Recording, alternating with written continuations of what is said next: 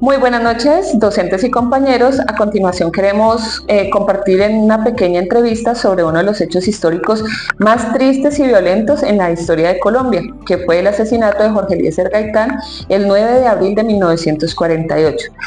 Su muerte fue el hecho precursor que provocó el Bogotazo, una ola de violencia urbana que marcó el inicio de una etapa muy cruda del conflicto bipartidista, conocida como la violencia. Y este hecho no solo transformó la política nacional, sino que dejó huellas profundas en la memoria colectiva, afectando generaciones enteras. Por lo anterior, hoy nos encontramos con el docente Pablo Sánchez del Liceo de Occidente, quien desde su experiencia y conocimiento va a compartir con nosotros su perspectiva en torno a los acontecimientos en la historia de Colombia y cómo esto conecta desde la psicología con la salud mental de las personas. Muy buenas noches, profesor Pablo. Buenas noches. Muchísimas gracias por aceptar la entrevista y compartir este espacio reflexivo con nosotros. Claro, por supuesto que sí. Cuéntanos. Listo. Bueno, le vamos a realizar unas preguntas. Nos encantaría conocer parte de la historia de lo que ya mencionamos anteriormente sobre el asesinato de Jorge Eliezer Gaitán y todo lo que esto conlleva en el transcurso de la historia. Ok. ¿Listo? Bueno, ¿dónde estaba usted o qué le contaron sus familiares sobre el día del asesinato de Jorge Eliezer Gaitán? Bueno, realmente la historia de Jorge Eliezer Gaitán viene a partir de mi abuelo. Mi abuelo, un antiguo payanés, patojo, en el cual era liberal, en la familia liberal, y me cuenta un poco de la historia en el transcurso de mi infancia, de lo que fue Gaitán, el Bogotazo y todo lo que sucedió en Colombia. Entonces tengo un conocimiento breve, inicios de mi vida, gracias a toda la parte del abuelo materno que me dejó y aparte de eso pues ya la experiencia como docente. Bueno, ¿cómo describiría el impacto inmediato que tuvo esos hechos en Bogotá y en otras regiones del país?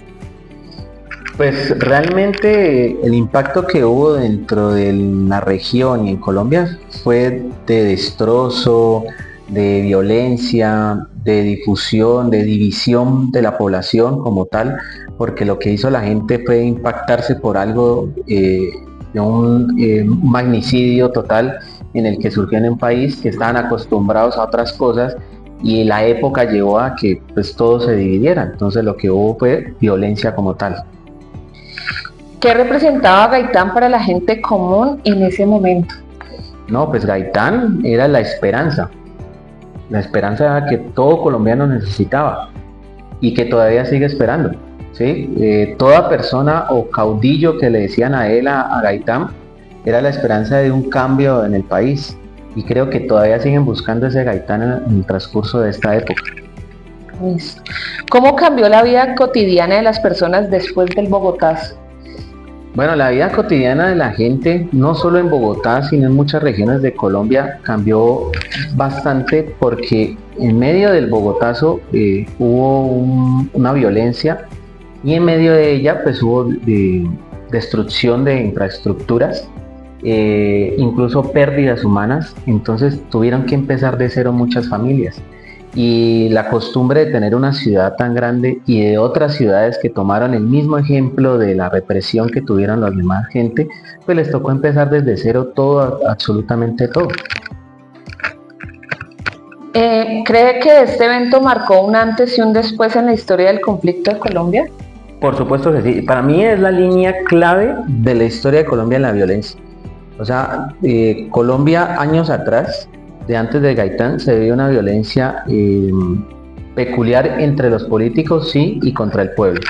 Pero Gaitán fue el punto clave de la línea de la violencia hasta lo que tenemos al sol de hoy, desde el 2025. Y eso es un inicio total de toda la división,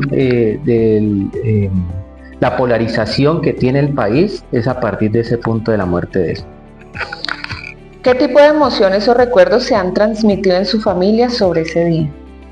Emociones y recuerdos, no, pues las emociones son como de frustración, también como se puede decir que como una falta de oportunidades también, hasta de fracasos, como de que nunca va a haber una ilusión para poder cambiar esto. Entonces las emociones, los sentimientos que puede generar la familia a partir de la historia nunca ha cambiado porque las generaciones siguen hablando del mismo tema a pesar de los años que pasan. Listo, profe. ¿Y ha visto consecuencias de ese hecho en una comunidad o territorio? Sí, por ejemplo, aquí en el Cauca todavía seguimos en violencia y esa violencia que generó la muerte de Gaitán generaron guerrillas y las guerrillas que están en la actualidad pues viene desde todo el proceso de Gaitán y mucho más atrás, pero él fue el punto clave de empezar la gente a protestar y la protesta fue por medio de la oposición de armas. Entonces eso ha llevado a que en la actualidad todavía tengamos estos grupos armados alrededor. ¿Y cómo cree que afectó la salud mental de quienes vivieron esa época?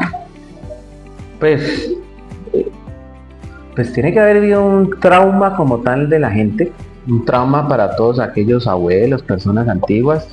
En esa época no se hablaba mucho de estos conceptos, pero se vivía un estrés, una ansiedad. Yo creo que el miedo todavía se vive y es algo que se lleva por siempre y que todavía las generaciones de ahora se habla de un miedo. Entonces eso de alguna forma u otra afecta a las personas. Listo. ¿Qué papel cree que puede jugar la psicología en la reconstrucción de la memoria histórica de este evento? Bueno, lo uno es lo que los colombianos no hacemos, reconstruir.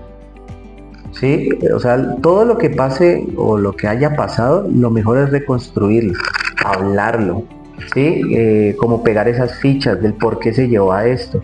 Y de esa forma ir buscando como un desarrollo de ese problema para tener una solución.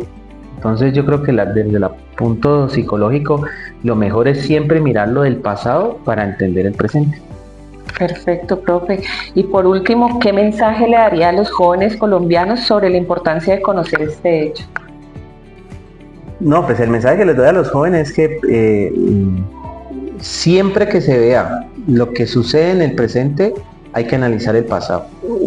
A Colombia, y no a todo el mundo, pero a Colombia hay que conocer la historia del pasado, ya sea negativa o positiva, hay que conocerla para saber qué estás haciendo ahora, qué nos está pasando ahora, cómo podemos mejorar como jóvenes desde los 15, 16, desde un aula y por fuera a los 18 que ya empiezas a votar, qué puedo mejorar en el país políticamente, democráticamente. Pero si tú no sabes nada del pasado, vas a repetir lo mismo de hace 50, 80 y 100 años. Entonces, la invitación es a conocer la historia.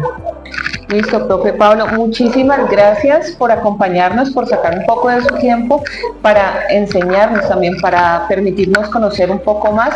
Y a todos ustedes, muchas gracias por escucharnos. Muchísimas gracias. Hasta luego.